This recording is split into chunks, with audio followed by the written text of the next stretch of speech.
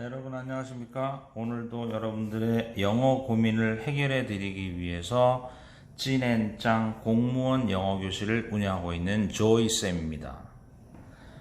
지금 현재 이제 여러분들에게 계속되고 있는 것은 7월 11일에 있었던 국가공무원 9급 영어 시험 문제에 대한 독해 지문을 여러분들한테 분석해 드리고 있는데, 말씀드렸다시피 지금 여러분들에게 그 지문 분석은 표현과 이해에 중점을 두는 것이 아니라 우리가 오로지 읽기에 중점을 둔, 그래서 과연 우리가 단어의 품사라는 건 왜 필요하고 우리가 또 문장을 정확하게 읽는 방법이 무엇인지, 일단 이런 기초적인 독해에 대한 지식을 가지고 있어야만 여러분들이 앞으로 영어 공부를 하는데 대단히 편리하지 않을까, 이런 생각이고요.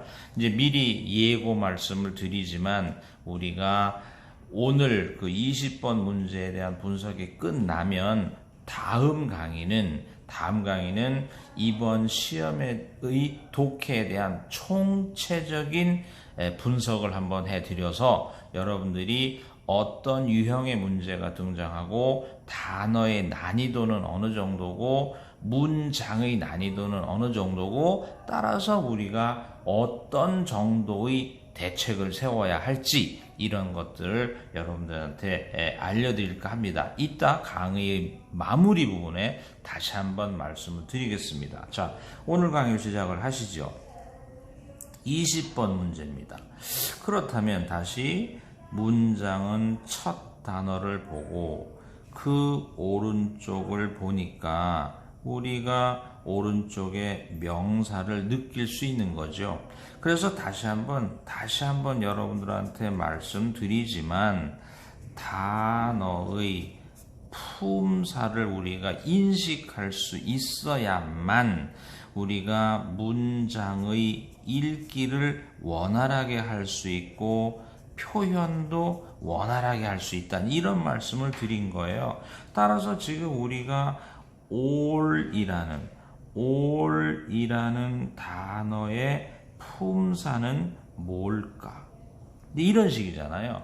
그래서 아까 오른쪽을 힐끔 보면서 creature라는 단어를 우리가 어떻게 알았냐 하면, 우리가 그 단어의 뜻, 생물 혹은 생물체, 생명체라는 뜻을 보고 명사라는 걸 알 수 있지만, s나 es가 붙어있는 단어의 품사는 우리가 명사다, 이렇게 말을 하면, 다시 첫 단어를 보고 오른쪽을 보면서 명사를 느끼면 거기까지가 문장의 뭐가 될까요? 주어. 따라서 다시 한번 늘 하던 말씀을 드리면, 단어의 품사는 중요한데 그 단어의 뜻과 그 단어의 형태를 한번 힌트 삼아보라. 다음 주어 다음에는 서술어일까 수식어일까 했더니,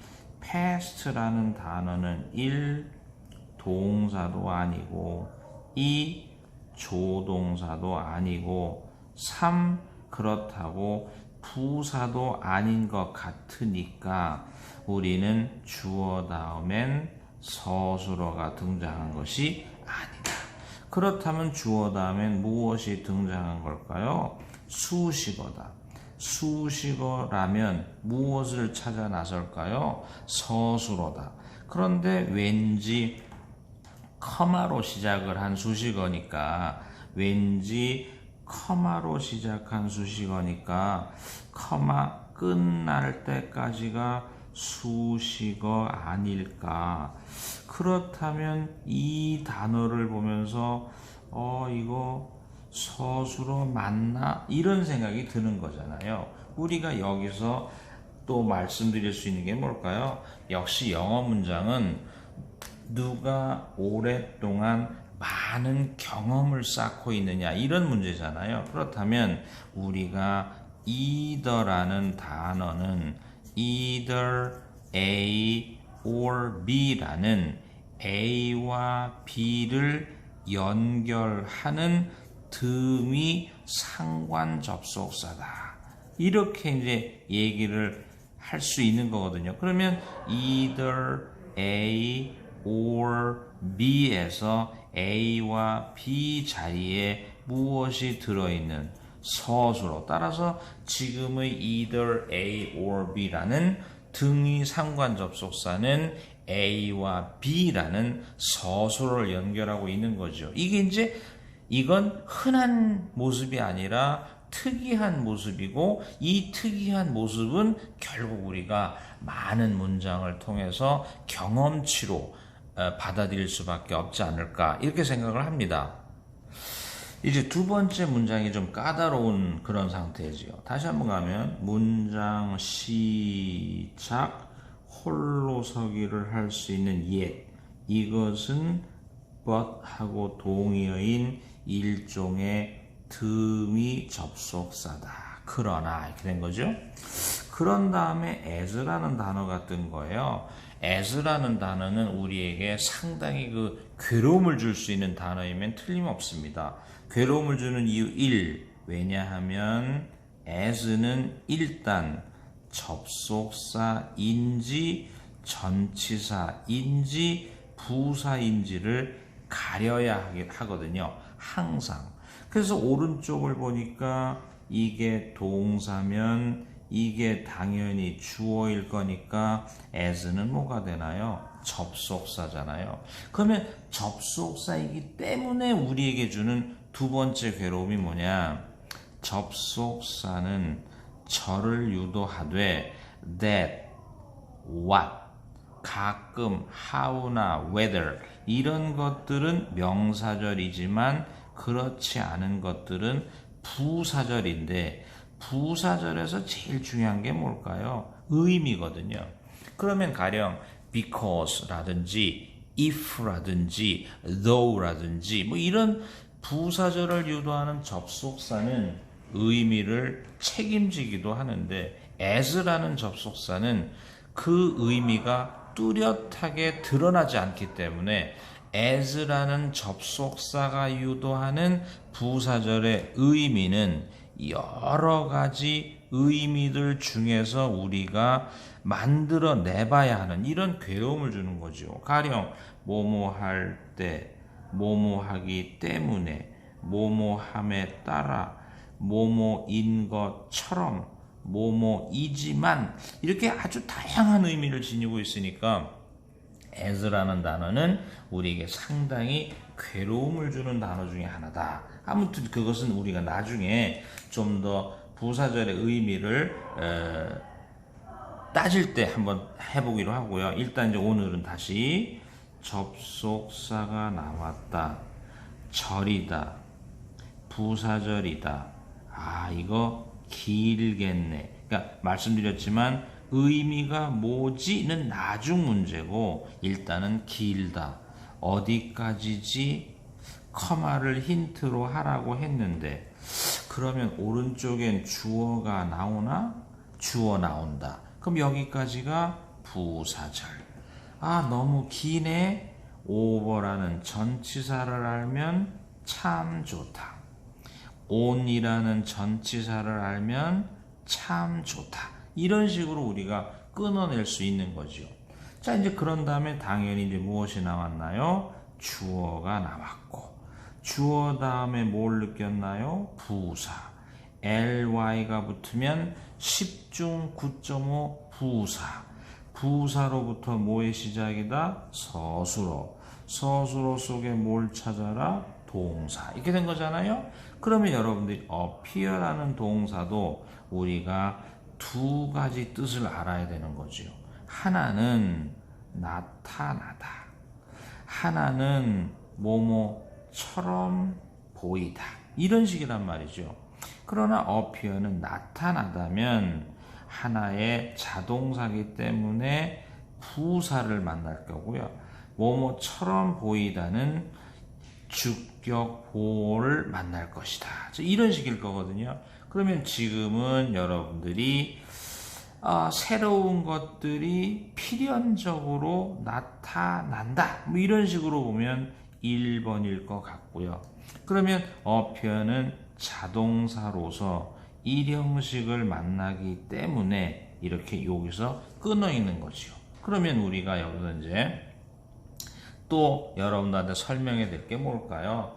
이런 거잖아요. 부정사라는 것은 어떻게 생겼냐 그랬더니 to 플러스 동사다.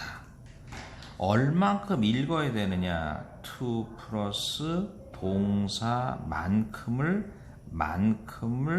읽어야 되겠다. 다음에 그럼 어떻게 표현할래? 라고 말하면 우리가 어떻게 표현할래? 말하면 부정사의 용법에 따라 말이죠. 부정사의 용법에 따라 용법에 따라 부정사 속에 있는 동사를 적응시켜주는 일이다. 이런 거잖아요. 그러면 일단 부정사를 발견했다. to 플러스 동사. 얼만큼 읽을래? 타동사니까 목적어까지 읽자. 어떻게 표현할래? 라고 물었더니 appear가 나타나다, 등장하다는 부사를 만나니까 이것은 결국 뭐가 되는 건가요? 형태상 부정사, 용법은 부사적 용법, 이렇게 되는 거거든요. 그러면 부사적 용법이라는 것은 또 굉장한 괴로움을 주는 거죠. 우리에게 표현상 상당히 괴로움을 주는 것 중에 하나가 부정사의 부사적 용법이거든요. 그러면 부정사의 부사적 용법도 아까 as와 마찬가지로 의미가 드러나질 않기 때문에 문맥상의 의미를 느껴서 적절하게 표현을 해줘야 된다는, 그래서 그게 굉장히 어려운 겁니다. 그래서 우리가 부정사의 부사적 용법이라는 것은 상당한 어려움을 준다. 물론 가장 빈도 높은 게 뭘까요? 목적. 어떻게 해석하는 걸까요? 뭐뭐 하기 위해서. 이게 가장 빈도가 높고 그 다음에 가장 우리가 쉬운 거죠. 또 등이 접속사를 만나면 뭔가를 연결하지 않느냐. 그렇다면 지금 이 부분과 이 부분이 같지 않느냐. 그렇다면 우리가 왼쪽과 오른쪽이 길어지는, 따라서 이 문장이 길어지는 원인을 볼까요? 1. 절이 뜨면 길다. 2. 등이 접속사가 뜨면 길다. 3. 준동사가 뜨면 길다. 이러한 조건들을 가지고 있고, 그럼 이 문장이 어려운 이유가 뭘까요? as라는 접속사가 부사절을 유도할 때의 그 의미, 다양한 의미 중에서 어떤 의미로 표현할까? 또 두 번째는 부정사의 부사적 용법의 의미는 또 역시 다양한 의미 중에서 이 문맥상 어울리는 의미가 뭘까? 이건 표현상 어려운 거죠. 자, 이제 세 번째 문장을 보시면, 이제 세 번째 문장의 시작은 별거 없이 1. 전치사다.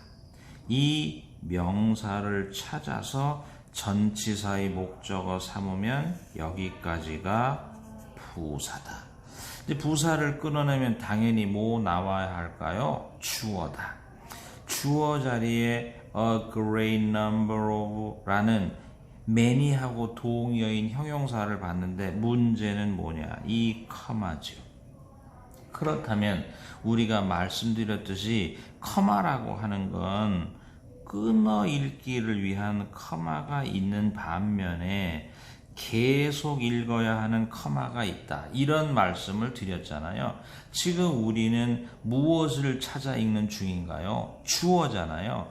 그러면 주어를 찾아 읽는다는 말은 명사가 나올 때까지 읽어야 되는데 지금은 컴플렉스의 품사가 형용사니까 여기서 멈추면 안 되고 계속 읽어야 된다는, 즉 다시 한번 커마를 만나면 멈춰서 생각해야 될 거냐, 둘은 계속 읽어야 할 거냐 이런 생각들을 하면 지금은 forms라는 명사인 주어 여기까지 읽어야만 한다. 왜? evolve라는 단어가 동사고 또 만약에 잘한다면 전치사를 만나서 끊어 읽어야 되는 하나의 뭐가 될까요? 자동사가 되는 거죠. 따라서 우리가 세 번째 문장에서는 커마를 쉽게만 생각하지 마라. 커마를 무조건 끊어 읽어야 된다고만 생각하지 마라. 커마라는 것은 길어지니까 잠깐 쉬었다가 계속 읽으라는 이런 개념의 커마가 충분히 있을 수 있는 거거든요. 자, 이제 빈칸 추론에서 이제 가장 어려운 주제가 들어있는, 문제가 들어있는 그러한 긴 문장이네요. 한번 보실까요? 첫 단어가 관사니까 당연히 명사가 나올 거고 그 명사가 당연히 뭐일 거예요? 주어일 거다. 이렇게 돼 있잖아요. 주어 다음에 이 단어 많이 알면 좋지요. 이 단어는 어쨌든 관계 대명사 앞으로 이렇게 쓸 겁니다. 그러면 관계 대명사니까 동사도 아니고 조동사도 아니고 부사도 아니면서 수식어고 다시 그러면 여러분들 또 한번 생각을 이어나가 볼까요? 주어 뒤에 관계대명사를 만나면 수식어 자리에 형용사 절이 뜬 거고 형용사 절이 떴으면 상당히 길어질 테니까 우리가 무엇을 만나면 좋다? 동사. 이렇게 이제 눈에 보이면 좋은데 그렇지 못했을 경우에 이런 거잖아요. 미리 한번 설명하면 만약에 명사 뒤에서 이렇게 돼 있잖아요. 명사 뒤에서 명사를 수식하는 형용사절이 있을 수 있는데 이 형용사절을 유도하는 관계 대명사 뒤에는 가장 기본 1. 주어가 뜨면 동사까지 2. 동사가 뜨면 동사만큼까지 이게 전형적인 형용사절의 크기입니다. 그랬더니 지금 관사가 떴다는 것은 1번일 것 같아요. 그러면 The 19th century English naturalist Charles Darwin까지가 주어라면 이제 동사까지 읽어야 되잖아요. 그러면 우리가 동사까지 읽어야 되는데 여기서 우리가 동사가 뭐냐? 동사라는 건 말씀드렸지만 동사라는 것은 서술어 개념이잖아요. 그러면 주어 다음에 부사로부터 서술어고 서술어 자리에 동사까지 여기까지가 일단 형용사절이죠. 그랬더니 뭐 앞에 막는 건가요? 전치사 앞에 막는 거잖아요. 이때 여러분들이 이것은 하나의 실력이죠. 뭐뭐를 언급하다, 뭐뭐에 대해 말하다 로서의 refer는 실제로 자동사기 때문에 무엇을 동반한다? 전치사를 동반하는 여기까지가 서술어인 거거든요. 그래서 우리가 다시 한번 가면 refer to 에서 끊고 as에서 끊으면 수식어를 다 읽은 게 된 거죠. is는 뭐니까 동사 중에 무슨 동사? 비동사가 몇 형식을 이루면 이 형식 뭐가 필요할까요? 주격 보호자래 뭐가 떴을까? 관사 관사는 뭐까지 읽을까? 명사. 그래서 이 형식 문장이 끝나는 거죠. 그러면 우리가 소위 말해서 동사만큼을 읽으면 나머지들은 몽땅 뭐가 되는 거예요? 수식어가 되는 거고 수식어 자리에 뭐 앞에 막았다? 전치사. 이렇게 된 거고 전치사의 목적어 자리에 뭘 기대하다가 명사 뭘 보는 순간 ing 이런 걸 뭐라고 한다?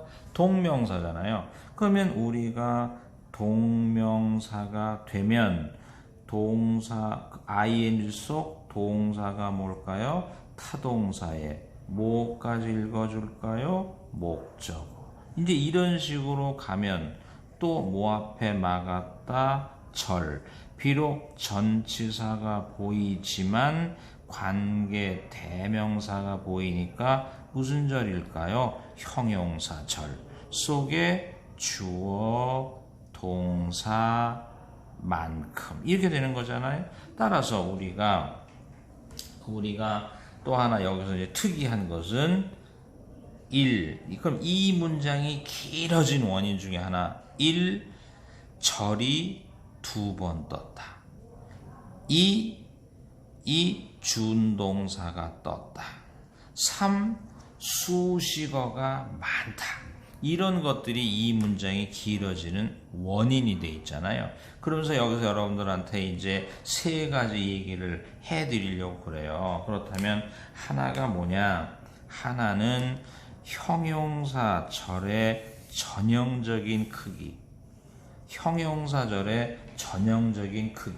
그러나 또 2번째가 뭘까요? 2번째는 형용사절은 전치사, 관계대명사, 주어, 동사만큼. 그러니까 여기서 형용사절에 대해서 3가지 형태를 얘기한 거예요. 관계대명사, 주어, 동사. 관계대명사, 동사만큼. 그리고 전치사, 관계대명사, 주어, 동사만큼. 이렇게 형용사절에 대한 읽기를 해야 되고요. 또 이 문장에서 특이한 거 refer to는 항상 자동사 더하기 전치사로서 붙어 다니는 이러한 어휘력을 갖춰야 하지 않을까. 상당히 길어진 어려운 문장이라고 생각을 합니다. 자, 이제 그 다음 문장은 이제 빨리 진행할 수 있을 거예요. 다시 한번. 영어는 단어다. 단어는 품사다. although는 천지개벽해도 접속사다. 접속사로서 절을 유도하되 우리가 부사절일 거다. 커마를 힌트 삼아서 부사절을 끊어내면 우리가 문장의 주어를 확인해라. 그 다음에 동사를 확인하고 비동사가 이 형식을 이루면 형용사를 주격 보호 삼아서 끊어 읽으면 전치사 앞에 막힌다. 굉장히 평이한 문장이잖아요. 그죠? 그러면 부사절을 다시 한번 보면 접속사 뒤에 주어. 주어 다음에 부사를 느끼면서 서술어. 서술어 속에 동사, 동사니까 타동사. 타동사의 목적어.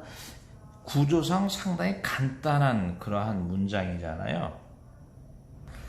자, 이제 마지막 문장도 이제 한번 보실까요? 그럼 다시 한번 문장 시작의 첫 단어 ing다. 일단 ing 속에 포함된 동사를 타동사라고 한다면 타동사의 목적어인 명사를 찾아서 목적어 삼으면 여기까지가 문장의 뭐라고 말할 수 있을까요? 주어죠. 그래서 목적어를 알아차리는 것은 이렇게 돼 있고 주어 다음에 자신 있으니까 타동사. 타동사에 뭐가 필요할까요? 목적어. 목적어 자리에 뭘 읽었나요? 명사. 그런데 오브는 어자 자리, 어자 자리에서의 오브란 명사와 명사를 엮는데 명사 자리에 뭐가 떴다는 건 what. what은 무슨 절을 유도할까요? 명사절. 그러면 여기서 또 하나 what이 유도하는 명사절의 전형적인 크기 2개.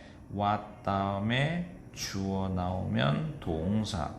what 다음에 동사 나오면 만큼 이렇게 돼 있잖아요. 그러면 what 다음에 동사 나왔으니까 여기까지가 what이 유도하는 명사절.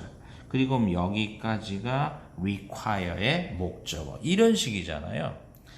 자, 그래서 우리가 여기서 끊어 읽은 이유가 뭐냐 하고 말하면 여기서 끊어 읽은 이유는 크게 보면 문장의 주어, 문장의 동사, 문장의 목적어 따라서 문장의 필수 요소를 끝냈기 때문에 끊어 읽은 거예요. 그럼 나머지들 여기서부터 나머지들은 크게 얘기하면 뭘까요? 수식어.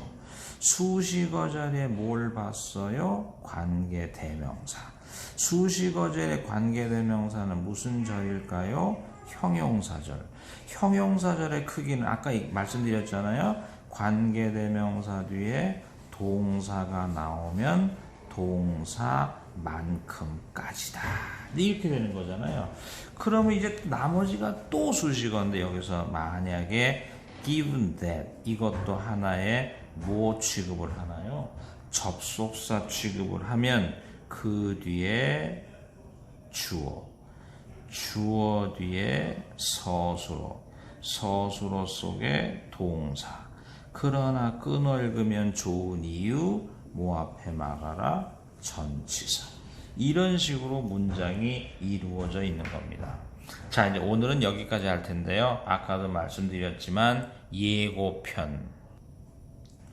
다음 강의에서는 다시 한번 얘기하면 문장 혹은 독해 7월 11일 시험 낸 거죠.